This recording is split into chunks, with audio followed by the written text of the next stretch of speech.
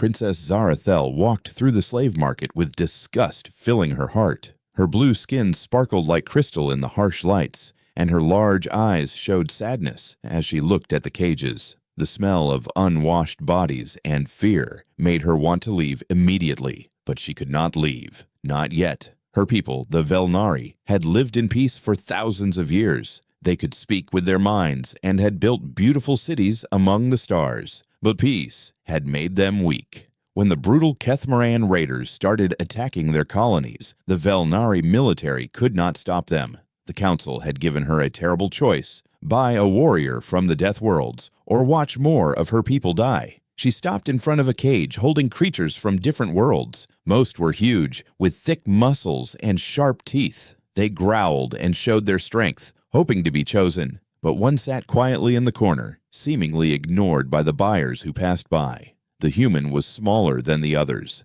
His dark hair was messy, and scars covered his hands. He did not try to look fierce or strong. Instead, he sat with his back straight, watching everything with calm brown eyes. When their eyes met, Zarathel felt something strange. Her telepathic abilities could sense emotions, and what she felt from this human made her step closer. Underneath his quiet appearance was something powerful, not anger or hatred like the other warriors showed. This was different. It was the feeling of someone who would die before letting harm come to those he protected. The strength of this feeling was so intense that it almost hurt her mind to touch it. "That one looks weak, Princess," said Captain Thurrock, the large Tarkonian guard beside her. His red skin was covered in ceremonial armor, and he looked down at the human with disgust. "Choose one of the Krex warriors instead. They are bred for battle." Zarathel ignored him and approached the cage. The human stood up slowly. He was not as tall as her, which surprised her. Most Death World creatures were giants. "What is your name?" she asked in the common galactic language. "Marcus Chen," he replied. His voice was steady and showed no fear. "Former Sergeant, Earth Defense Force.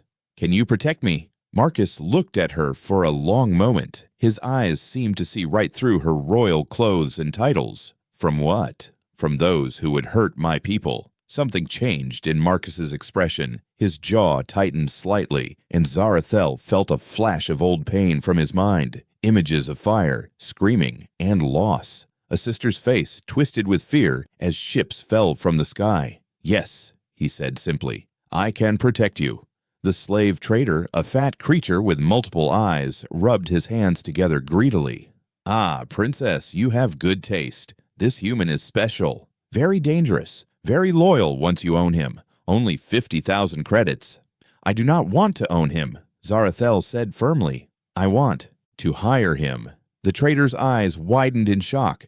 "But Princess, he is property, captured in the war against the humans. You cannot just—" "I can, and I will."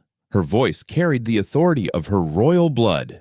"Name your price for his freedom."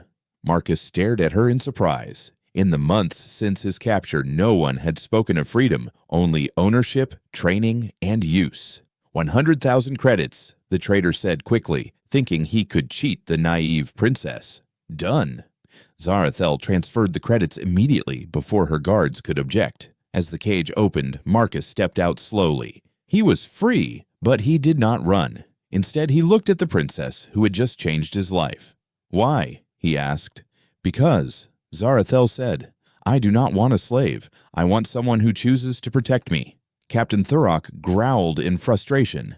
"Princess, your mother will not approve of this. A human? They are barely civilized. They still fight wars on their own planet." "Maybe that is exactly what we need," Zarathel replied. Later, in the royal palace that reached toward the stars like a crystal mountain, Queen Sephara watched security recordings of her daughter's choice. Her counselors spoke in worried voices about the danger of bringing a primitive warrior into their peaceful society. "He is small," said Minister Velthane. "How can such a creature protect the princess when our best guards struggle against the Kethmaran?" Queen Sephara studied the human on the screen. Marcus walked behind her daughter with careful steps, his eyes constantly moving to check for threats. There was something about the way he moved that reminded her of the hunting cats from her childhood. Quiet, patient, deadly. "Perhaps," the queen said softly, We have forgotten that size is not the only measure of strength." In her quarters, Zarathel showed Marcus his room. It was small but comfortable, with a window that looked out over the crystal gardens.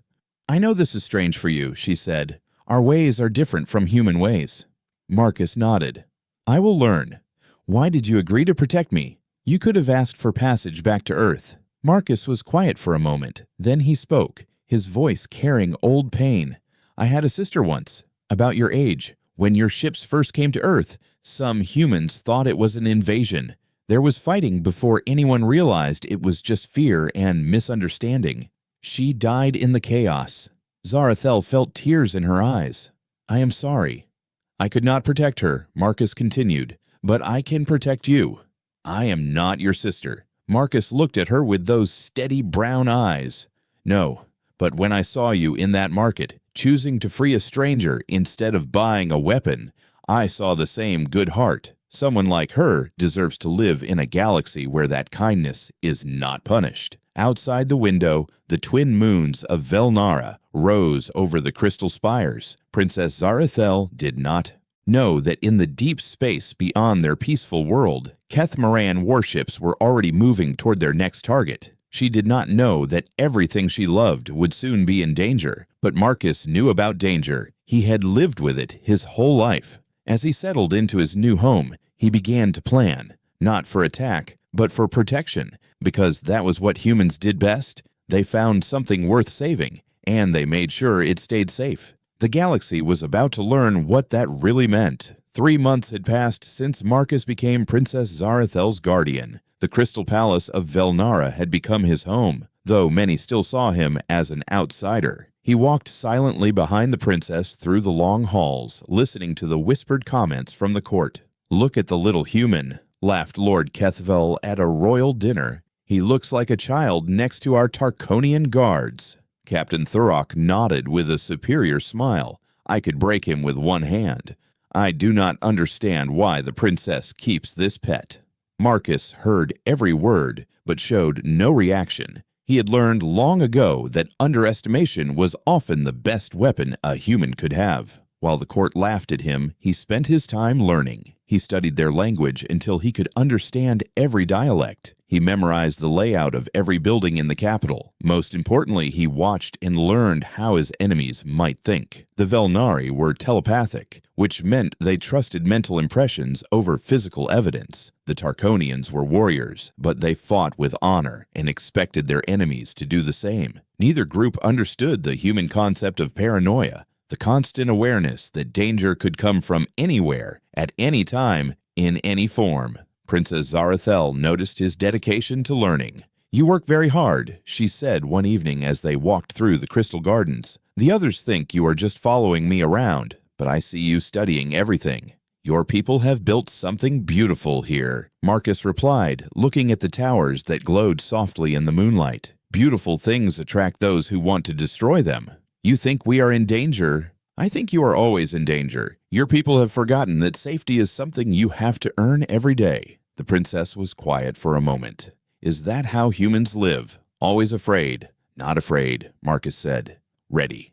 His readiness was tested when Princess Zarathel attended the diplomatic summit on Kepler Station. The space station was neutral ground where different species could meet safely. The princess was there to discuss trade agreements with other peaceful worlds. Marcus did not like the station from the moment they arrived. Too many corridors, too many people, too many ways for enemies to hide. While the Tarkonian guards checked their weapons and prepared their dress uniforms, Marcus walked the halls like a ghost, making mental notes of everything wrong. The service staff avoided eye contact. Normal people looked at royalty with curiosity, not fear. The security cameras had blind spots that seemed accidental but formed patterns. Several delegates from minor worlds positioned themselves near exits during every meeting. Small things that meant nothing alone, but together painted a picture that made Marcus's instincts scream warnings. "Captain," Marcus said to Thurok the night before the final ceremony, "something is wrong here." The large Tarkonian looked down at him with annoyance. "Wrong? What could be wrong? This is Kepler Station. It has been neutral for over 200 years. The staff is scared. The security is too convenient for an attack. Some of the delegates are positioned like they expect trouble. Captain Thurrock laughed. Human, your people come from a world of war and violence. You see enemies everywhere because that is all you know. Civilized beings do not think like that. Marcus tried to explain his concerns to other guards, but they dismissed him as paranoid. To them, he was just an anxious primitive who could not understand peaceful civilization. The attack came during the ceremonial feast in the Great Hall. Princess Zarathel was giving a speech about cooperation between worlds when the lights went out. In the darkness, figures in black armor moved like shadows through the hall. The ceremonial guards, confused and blinded, fell quickly to energy weapons and poison blades. Marcus had been waiting for this moment for 3 days. While everyone else panicked in the darkness, he moved with deadly purpose. He had memorized the layout of the hall, marked every exit, and identified every potential weapon in the room. More importantly, he had positioned himself where he could reach the princess in seconds. "Zara, down," he shouted, using her personal name for the first time as he tackled her behind an overturned table. The attackers were Keith Moran assassins, warriors trained from birth to kill efficiently and without mercy. They expected confusion, fear, and easy targets. What they got was something they had never faced before, a human protecting something he considered family. Marcus fought with a fury that shocked even Princess Zarathel. He used broken table legs as clubs, serving trays as shields, and anything sharp as a blade. When his improvised weapons broke, he used his hands. When the assassins tried to surround him, he used their own confusion against them, striking from unexpected angles and disappearing into shadows they did not know existed. The Keith Moran had trained to fight honorable warriors who announced their attacks and fought fair battles. Marcus fought like the human he was, dirty, desperate, and absolutely committed to keeping his princess alive. He bit, clawed, kicked, and used every trick that civilized species had forgotten. One assassin cornered Princess Zarathel near the emergency exit. As he raised his energy blade to strike, Marcus appeared behind him like death itself. The assassin was dead before he realized the small human had somehow climbed the wall fixtures to drop on him from above. When the emergency lights finally came on, 12 Kethmaran assassins lay dead around the unharmed princess. Marcus stood over her, bleeding from multiple wounds that should have killed him. His clothes were torn and soaked with blood, most of it not his own. In his hand was an assassin's energy blade that hummed with power. Captain Thurrock, who had been knocked unconscious in the first seconds of the attack, stared in disbelief. How did you—" "I paid attention," Marcus said simply, then collapsed from blood loss. As medical teams worked to save his life, Princess Zarathel held his hand and realized something important. The galaxy might see humans as primitive barbarians, but they had never seen one fight for love. They had seen human soldiers in war killing for duty or survival, but Marcus had fought for her, and that made all the difference. The news spread quickly through the galactic networks. A single human had defeated 12 elite Kethmaran assassins to save a princess. Some called it impossible. Others called it lucky. But Princess Zarathel knew better. She had seen the look in Marcus's eyes as he fought. It was not the fury of a barbarian or the skill of a trained killer. It was the determination of someone who had found something worth dying for and had decided that dying was not an option. When Marcus finally woke up in the medical bay, bandaged but alive, the first thing he saw was Zarathel's worried face. "I'm sorry I called you by your name," he said weakly.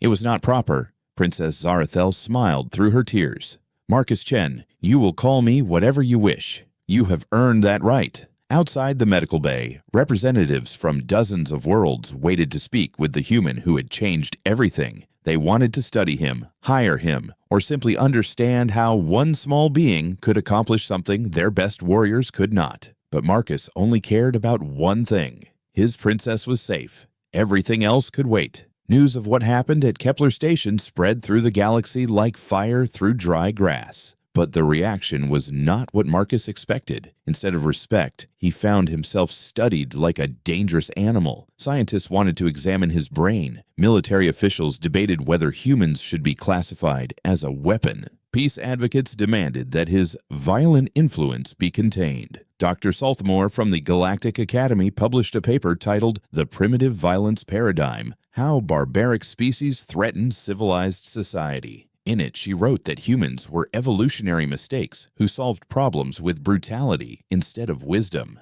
This human's actions, while effective, represent everything our civilization has evolved beyond, she explained to news reporters. He did not try to communicate with the attackers or find a peaceful solution. He simply killed them with shocking efficiency. Princess Zarathel watched these reports with growing anger. They act like you did something wrong by saving my life, she said to Marcus as they sat in her private garden. Marcus was still healing from his injuries, but he could walk and think clearly. They are not wrong about humans being violent, he said calmly. We are good at fighting, but they do not understand why.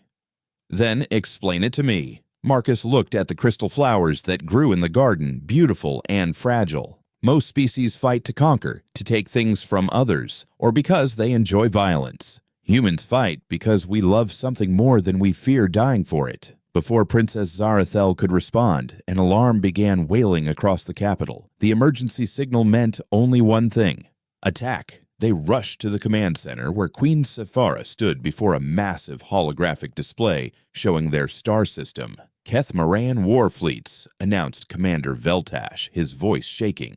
12 battlecruisers, 48 destroyers, and over 200 fighter craft. They are demanding complete surrender of all Velnari colonies. The display showed red dots moving toward their peaceful blue worlds like drops of blood spreading through water. The Kethmaran message played on repeat. Your princess killed our sacred brotherhood on Kepler Station. For this insult, your species will serve as slaves or burn as ash. You have one day to choose. Queen Sephara looked older than her years as she studied the impossible odds. Our defense fleets cannot stop them. They have been built for ceremonial purposes and patrol duties, not real war.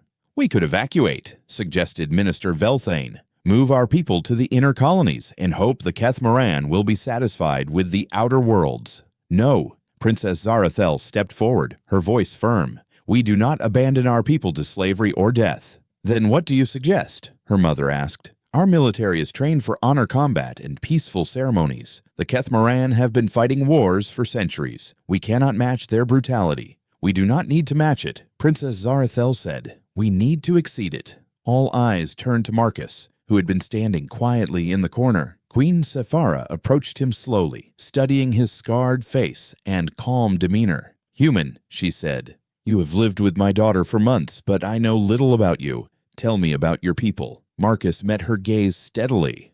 What do you want to know, Your Majesty? Are all humans like you? In some ways, yes. In others, no. Marcus paused, choosing his words carefully. We all have the same basic nature. When something we love is threatened, we become dangerous. How dangerous? Marcus looked around the room at the elegant beings who had never seen real war. Your Majesty, humans spent thousands of years fighting each other for food, water, territory, and ideas. We learned to fight in deserts, jungles, mountains, and cities. We fought with sticks and stones, then with metal and explosives, then with machines and energy. We got very good at it. Queen Sephara felt a chill as she touched his mind with her telepathic abilities. Beneath his calm surface, she saw images that made her step back in shock. Battlefields stretching beyond horizons. Machines built for nothing but destruction. Strategies so complex and brutal, they seemed like the products of a nightmare. But why? She whispered. Why become so skilled at death? Because we had to, Marcus said simply. Earth is a dangerous world full of creatures that want to eat you, diseases that want to kill you, and disasters that want to bury you. We learned to fight because everything else learned to fight us first, but we also learned something else. What? We learned that the only thing worse than fighting is watching the people you love suffer while you do nothing to help them. Commander Veltash made a sound of disgust. You speak of turning our people into killers. We have spent millennia building a civilization based on peace and understanding. I am not talking about turning you into killers, Marcus replied. I am talking about turning you into protectors. There is a difference. Princess Zarathel looked at her mother. The Kethmaran expect us to surrender or die like helpless prey. They have never fought people who have human knowledge guiding them. Queen Sephara was quiet for long minutes, weighing choices that could save or damn her entire species. Finally, she spoke. Marcus Chen, if we asked you to teach our people how to fight like humans, could you do it? Yes, Your Majesty, but there would be a cost. What cost? Marcus looked around the beautiful command center with its crystal walls and peaceful artwork. You would win, but you would never be the same. Once you learn to fight like humans, you cannot forget how. Your people would carry that knowledge forever. And if we do nothing, then your people die, and the knowledge dies with them. Queen Sephara closed her eyes, feeling the weight of impossible decisions. When she opened them again, her expression had changed. Do it. Teach them. As the command center erupted in arguments between ministers who supported the decision and those who opposed it, Marcus began planning. The Kethmoran had given them 1 day to surrender, but he would use that time differently. 1 day to begin teaching a peaceful species how to fight like humans. 1 day to show the galaxy what happened when you threatened something a human considered worth protecting. The war that would follow would change everything, not just for the Velnari, but for every species watching. They would learn that humans did not just fight with weapons and tactics. They fought with something far more dangerous, the absolute refusal to let evil win. As night fell over the Crystal Capital, Marcus began selecting volunteers for the most intensive military training the galaxy had ever seen. They would learn to fight not like civilized beings following rules of honor, but like humans defending their family. The Kethmoran had no idea what they had awakened. Marcus had 18 hours to transform peaceful telepaths into warriors. He chose 50 volunteers from the Royal Guard and Military Academy, young Velnari, who could learn quickly and adapt to new ways of thinking. They met in a hidden training facility deep beneath the capital, away from the eyes of those who still believed violence could never be justified. Forget everything you know about fighting, Marcus told them as they stood in the underground chamber. Forget honor, forget rules, forget fighting fair. The Kethmoran will not fight fair, so neither will you.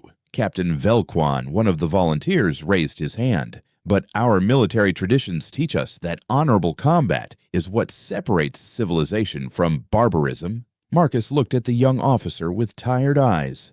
Captain, when Kethmoran raiders attack your colony, will your honor stop them from killing children? Will your traditions bring back the dead?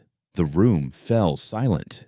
These Velnari had heard reports from the outer colonies, where Kethmoran raids had left entire cities empty and burning. Human warfare is different, Marcus continued. We do not fight to prove we are better than our enemies. We fight to make sure our enemies cannot hurt the people we love. That means using every advantage, every trick, and every weapon we can find. He began teaching them concepts that had never existed in Velnari military thinking: ambush tactics, psychological warfare, and the use of terrain as a weapon.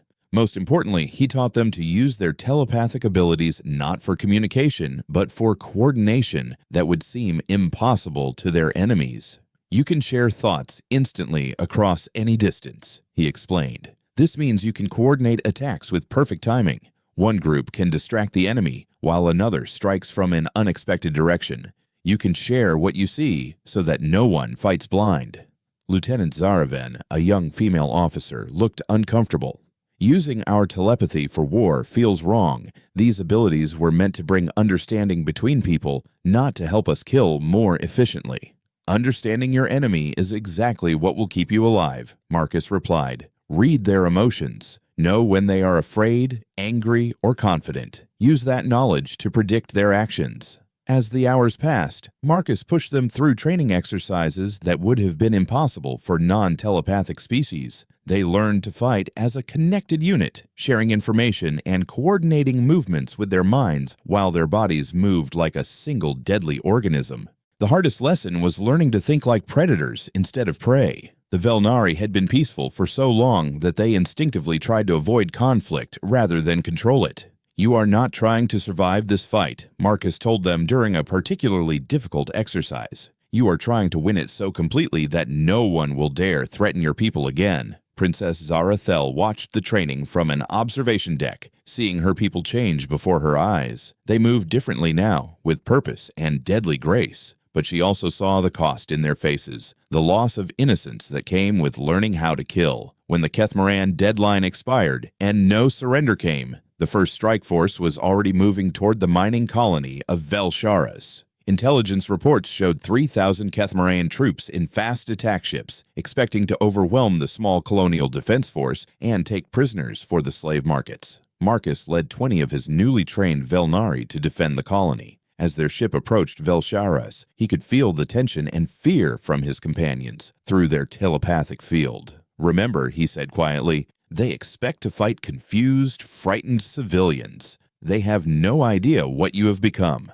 The Kethmaran attack began exactly as Marcus predicted. Fast ships dropped troops around the colony's main settlement, while larger vessels bombarded the defense stations. It was a standard terror raid designed to break resistance quickly and capture survivors. But the Velnari were not where the Kethmaran expected them to be. Following Marcus's teaching, they had evacuated the obvious targets and hidden in positions that offered maximum advantage. When the Kethmaran troops entered the settlement expecting easy prey, they found empty buildings that had been turned into traps. The first group of raiders entered the main administrative building and triggered an explosion that brought down the entire structure. The blast was not meant to kill them all. It was meant to make noise and create confusion, while the real attack came from unexpected directions. Velnari fighters emerged from tunnels, rooftops, and hidden bunkers with perfect coordination. Their telepathic link allowed them to share targeting information, coordinate movements, and adapt to changing situations faster than any enemy could react. Sergeant Keth Tor, leader of the Kethmaran Raiders, had fought dozens of campaigns against peaceful species. He expected panic, confusion, and quick surrender. Instead, his troops found themselves fighting enemies who seemed to know exactly where they would be and what they would do next. "They are in our heads," one of his soldiers screamed over the communication system. "They know our plans before we make them." But the Velnari were not reading Kethmaran minds. They were reading emotions and using human tactical knowledge to predict behavior. When Marcus sensed anger from an enemy group, he knew they would charge forward. When he felt fear, he knew they would retreat to defensive positions. When he felt confusion, he struck from their blind spots. The battle that should have lasted minutes stretched into hours, as the Kethmaran found themselves outmaneuvered at every turn. Their superior numbers meant nothing when they could not coordinate their actions or predict their enemies' movements. When the last Kethmaran ship fled the system carrying word of their defeat, Velsharas colony was still free. But the cost was visible in the faces of the Velnari defenders. Lieutenant Zaraven sat quietly in the medical station after the battle, staring at her hands. She had killed 8 Kethmaran warriors with precision that surprised even Marcus.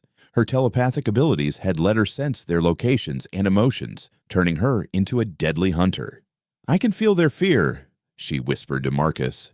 "Even after they are dead, I remember how afraid they were when they realized they could not win." "That feeling never goes away," Marcus said gently, "but it reminds you why this fight matters.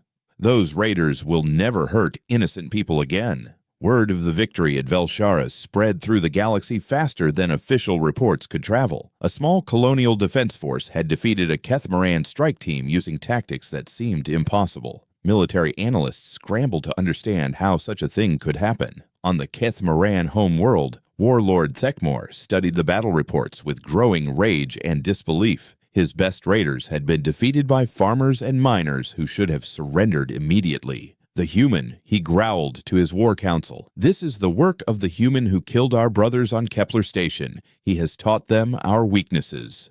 "What are our orders, Lord?" asked his second-in-command. "Kill the human first, then burn every Velnari world until they remember their place."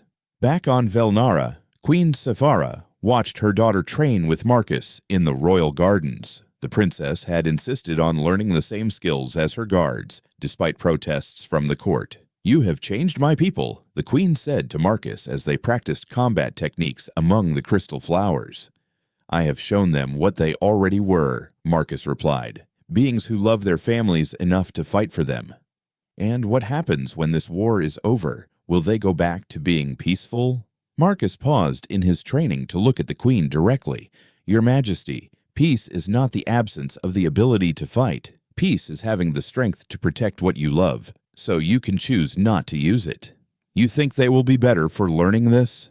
I think they will be alive to make that choice." As evening fell over the capital, more volunteers arrived for training. Word of the victory had spread through the Velnari worlds, and young people were coming forward to learn the human way of war, not because they loved violence, but because they loved their families more than they feared what they might become. Marcus watched them arrive and felt the weight of responsibility settle on his shoulders. He was teaching an entire species how to be dangerous, but he was also teaching them how to survive. The real test would come when the Kethmaran fleet arrived at their home world. Then they would learn if the price of survival was worth paying. The Kethmaran war fleet arrived at Velnara like a storm of metal and fire. 300 ships darkened the space around the crystal world, carrying enough firepower to turn the planet's surface into glass. Warlord Thekmor's flagship, the Bone Crusher, broadcasted his final demand across all frequencies. People of Velnara, your colonies have tasted our wrath, and now your home world will burn. Surrender Princess Zarathel to us for execution, and we will allow the rest of your pathetic species to live as our slaves. Refuse, and watch your crystal cities melt. In the royal palace, Queen Sephara stood before her assembled court as panic filled the crystal halls. Military advisors showed holographic displays of the enemy fleet's overwhelming power. Peace faction leaders begged her to accept the surrender terms and save what lives they could. Your Majesty, pleaded Minister Velthane, his voice shaking with fear. We cannot fight such numbers. Better to lose our princess than lose our entire species. Captain Thurok, still bearing scars from Kepler Station, stood with his ceremonial guards. Even our new tactics cannot overcome such odds. We should evacuate the princess and the royal family while we still can. Queen Sephara looked around the room at faces filled with terror and despair. These beings had lived in peace for so long that the concept of defying overwhelming odds seemed impossible to them. Only one face showed no fear, the small human who stood quietly beside her daughter. Marcus, she said, her voice carrying across the silent hall, what do you counsel?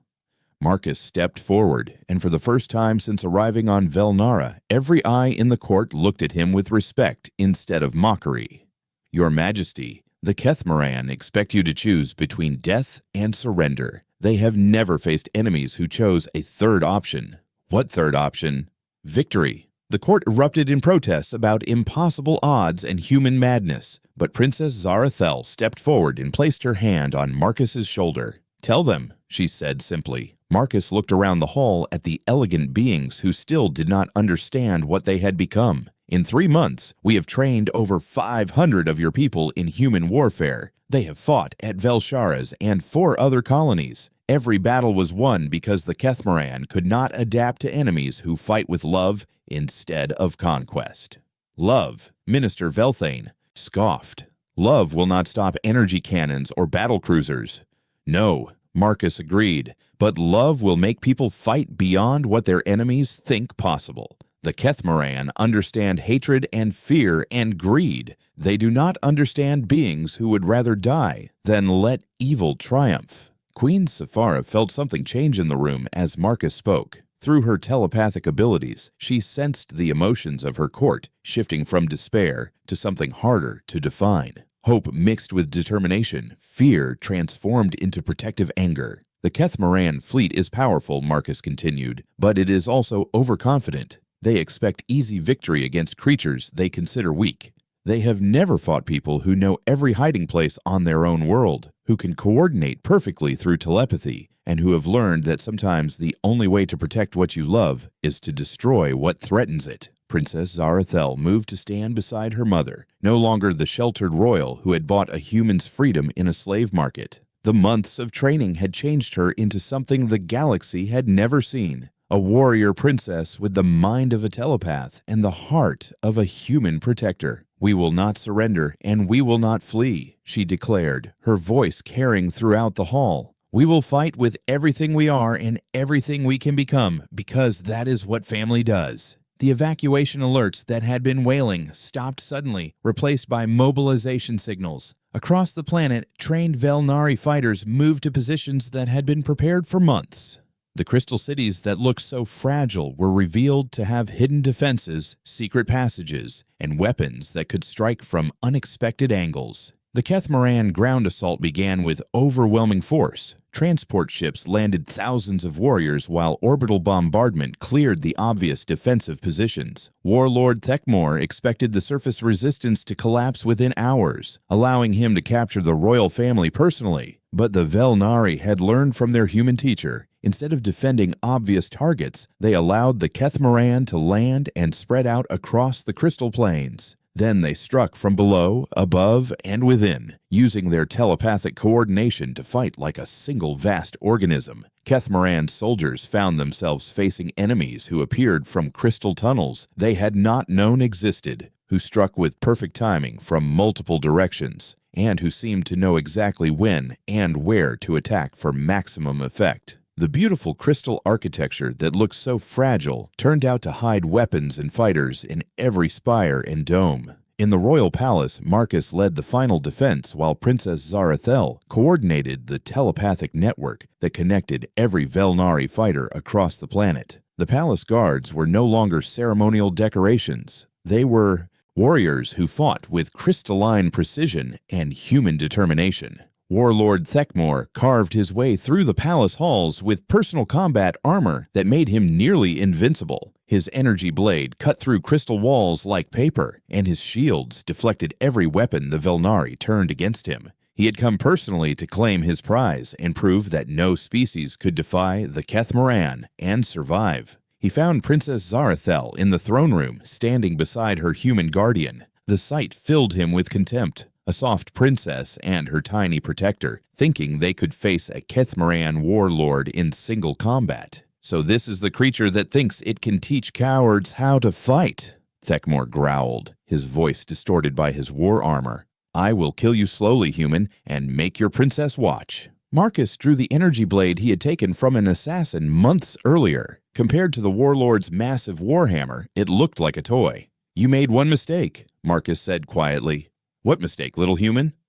Marcus looked at Princess Zarathel, who stood ready with her own weapon, but would not intervene in this fight. This was about more than tactics or strategy. It was about proving that love was stronger than hate. You threatened my family. The battle that followed shook the Crystal Palace to its foundations. Warlord Thekmor had centuries of experience and armor that made him nearly invulnerable, but Marcus fought with something the warlord could not understand. The absolute refusal to let evil harm what he protected. When Thekmor's warhammer shattered crystal pillars, Marcus used the falling debris as weapons. When the warlord's energy blast carved holes in the walls, Marcus used those holes as cover and striking points. He fought not like a warrior seeking victory, but like a human protecting his daughter. The end came when Thekmor's overconfidence led him to overextend an attack that should have finished the human easily. Marcus slipped inside the massive armor's reach and drove his blade into the one vulnerable joint he had identified during the long battle. The warlord fell, and with him, the Kethmoran invasion collapsed as their forces found themselves leaderless and facing enemies who would not break.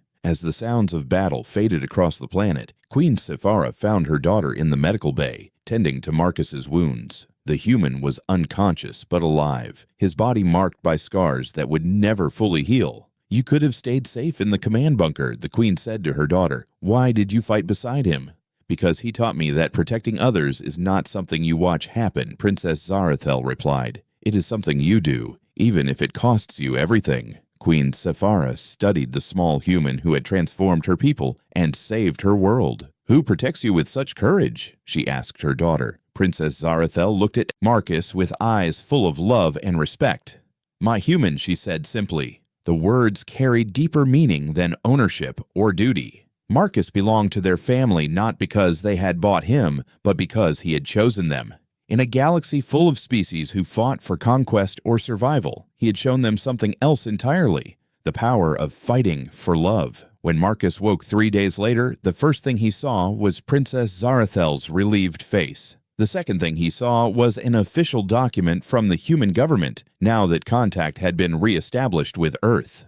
They are offering you passage home, she said quietly. Full honors for what you accomplished here. Marcus looked around the medical bay at the faces of Velnari he had trained, who had become not just students, but family. Outside the window, crystal spires rose toward stars that no longer held threat for this peaceful world. This is home, he said. The galaxy would never be the same. Word spread that the peaceful Velnari had defeated the Kethmoran Empire with tactics learned from a single human. Some species demanded that human warfare be banned as too dangerous for civilized space. Others quietly inquired about acquiring human military advisors for their own defense. But on Velnara, in the Crystal Palace, where a small human had taught an entire species how to protect what they loved, Princess Zarathel and her guardian watched the sunset paint the sky in colors of hope and peace. They had learned that sometimes the greatest victory was not conquering your enemies, but becoming strong enough to choose mercy. The Velnari would never again be helpless prey, but neither would they become predators.